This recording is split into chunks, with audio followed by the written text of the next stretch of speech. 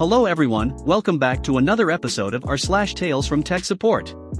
In today's episode, everyone will be fired, literally. The void warranty. Before we get started, make sure to subscribe so you will never miss a video. So let's get started. Everyone will be fired, literally. I used to work at a store that sold, but also bought and repaired, arcade machines. I was one of the technicians that was supposed to repair them, but other employees shared that duty with me, as I've mentioned before. One of the other employees asked me to help him check all the power supply voltages on this skee-ball clone machine. This is not the same guy I wrote about before, who tried to physically stop me from testing a power supply before connecting it to the rest of a machine, and I had to remove the main fuse until I came back to prevent him from frying the machine.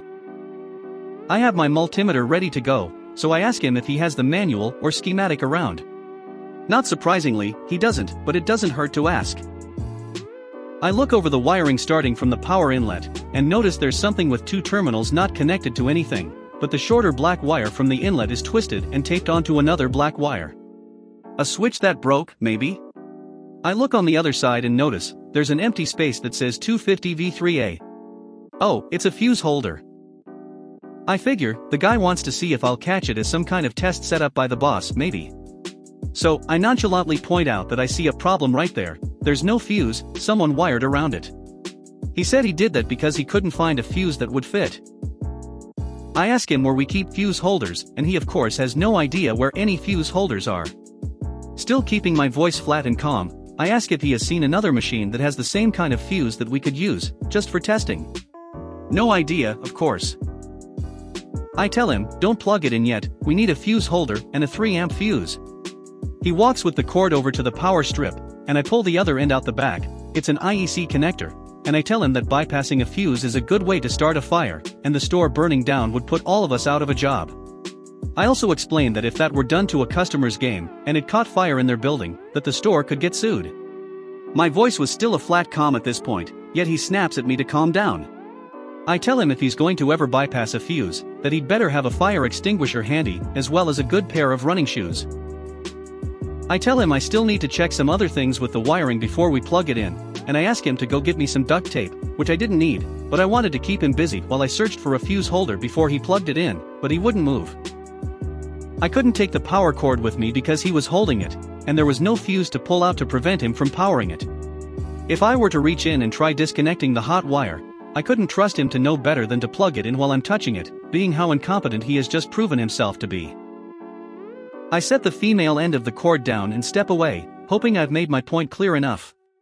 But no, he goes for the power inlet. I yell stop and he doesn't even flinch. I figure that instead of having any further conversation with him, or trying to play keep away with the cord, I run full sprint to the fire extinguisher as though the game was already on fire, grab it and run back and point the hose into the machine, ready to spray at the first sign of smoke. Of course by now he's plugged it in. Somehow by blind luck it doesn't catch fire. Of course it doesn't work either, probably because he or the other idiot has fixed other things. I know there would have to be an actual fault downstream for a fire to start from a bypassed fuse.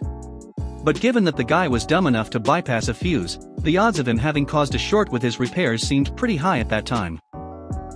Due to misplaced sympathy I had for job seekers, I hated the idea of reporting anything that could cost another person their job, being that it had been hard enough for me to get a job in an electronics field when I didn't have a bad reputation with a previous employer. On the other hand, I didn't want the boss himself to accidentally start a fire by trying to fix the machine, but then plugging it in without noticing the bypassed fuse. So, I sent my boss a text saying the previous owner bypassed the fuse, so it shouldn't be plugged in until that issue was addressed. That skee-ball clone landed squarely in the not my problem category, until, and unless the fuse problem was addressed. As far as I know the machine never got fixed. About 4 weeks afterwards I ended up getting dismissed. Not that it mattered, because the store ended up going out of business about 2 months later. I never saw a news story about a customer or his/her family filing a lawsuit against the store though, about a fire or electrocution caused by a game sold or fixed by the store. Believe me, I would totally expose a still open business that was that dangerously bad at their job. Side note, there was kind of a theme around this place, where no matter how often someone used a tool, supply or part, there was never anyone who knew where it was. Some people would actually get mad at me if I told them where I left a shared tool, or asked them beforehand where I should leave it, so they could find it themselves. There were entire arcade machines that the store effectively lost in their own warehouse, because the machine was buried behind boxes and other machines, out of sight for so long that it was forgotten. There was no paper or electronic record of what we had. The void warranty. Well, this happened approximately 17 years ago when DVD players for TVs became affordable. I, now 35M, was working a part-time job at the service desk of a big electronics chain in the Netherlands/Europe. I really liked this job. People often asked me about shitty customers who were just rude at employees of this service desk. I didn't mind at all. The angrier the customer, the happier I was, which made some customers even more angry.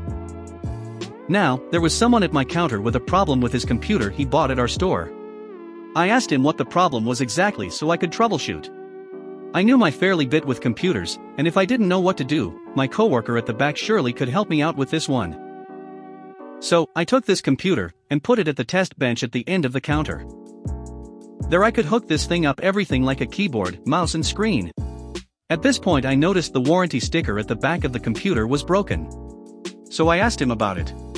He said he tried to solve the problem himself, but was unable to do so. Now, the funny part begins. I told him that by breaking the sticker his warranty was void, and that I or we could repair it, but at a cost. So I asked if I should proceed with troubleshooting his computer.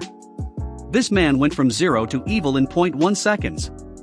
Had started yelling at me that I just had to look at it. So I said that I could, but he has to pay for it. He kept yelling everything that was wrong with our store and such, and it was our fault the computer broke in the first place. Thankfully, there was a security camera that taped everything, and someone from security was already nearby. I, however, kept a friendly smile on my face, because I thought his reaction was just funny. He was so overreacting. That was something I'd better didn't do. He got so mad at me that he took his computer and threw it through the window. I could barely hold my laugh because of this, but I managed to say at least that now his warranty was completely void because he purposely damaged the device. The security was now next to him to guide him outside, and already called the police. My boss took me to the back to say that, although I was right the whole time, I better acted more like the customer's behavior than to just be right. My lesson was learned that day that customers can bend total jerks, and that I have to read them before I act so that I can keep everyone happy. I later heard that this customer eventually paid for the repairs of his computer, and had to pay for the broken window as well. If you made it to the end of the video, thanks for watching. Don't forget to like, subscribe and share, and we will see you in the next video.